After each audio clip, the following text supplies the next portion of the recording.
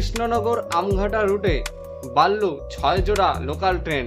সময়সূচিটাও জানিয়ে দেব। এদিকে আবার সেপ্টেম্বরে 338টি ট্রেন বাতিল থাকবে কোন রুটে সেটাও বিস্তারিত জানিয়ে দেবো। তার জন্য ভিডিওটিতে আগে লাইক মারুন, আর চ্যানেলে নতুন হয়ে থাকলে অবশ্যই সাবস্ক্রাইব করে পাশের বেল আইকনটি অবশ্যই অল করে দিন। চলুন শুরু করা যাক আজকের এই কৃষ্ণনগর রুটে, কৃষ্ণনগর আমঘাটা রুটে ট্রেন কিন্তু পর্যাপ্ত পরিমাণে ছিল না।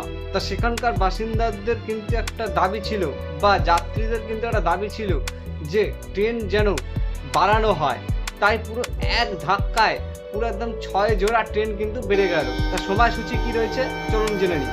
3রা আগস্ট থেকে কিন্তু এই পরিষেবা চালু হয়েছে, মানে সোমবার থেকে পরিষেবা চালু হয়ে গিয়েছে। এই পরিষেবা আপনারা 2 মাসের জন্য আপাতত পাবেন, তারপর কিন্তু পাবেন না।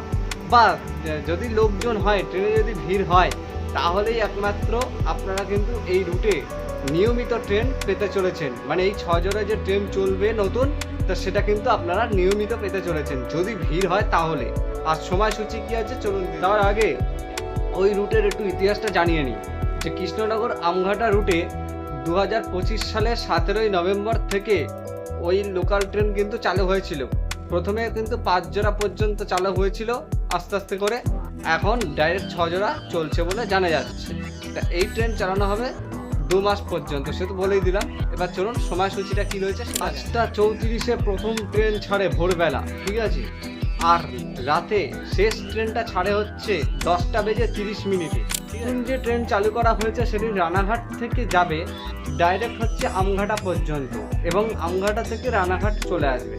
এরকমটা একদিকে ভালোই হয়েছে এরকম ট্রেন চালানোর জন্য, ঠিক আছে। তা আপনাদের মতামতটা অবশ্যই কমেন্ট বক্সে জানাতে একদমই। ওখানকার মানুষজন জানাচ্ছেন যে অনেকটাই উপকৃত হয়েছে শিয়ালদা যাওয়ার জন্য। যারা শিয়ালদা যাবেন ওখান থেকে আমঘাটা থেকে, তাদের কিন্তু বেশ সুবিধা হয়ে গেছে বলে জানা যাচ্ছে। তাহলে চলুন এবার পরবর্তী আপডেট যেটা রয়েছে সেটা আবার দেখে নিন।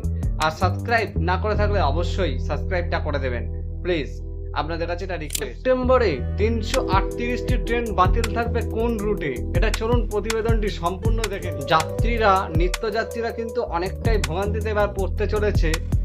যারা ডেলি প্যাসেঞ্জার রয়েছে তাদেরও কিন্তু বহুত পরিমাণে অসুবিধা হতে চলেছে। তা কোন রুটে এটা হতে, বিহারে যে মহকুমা রয়েছে সেইখানে কিন্তু একটা নতুন ব্রিজ হতে চলেছে বা খুলতে চলেছে।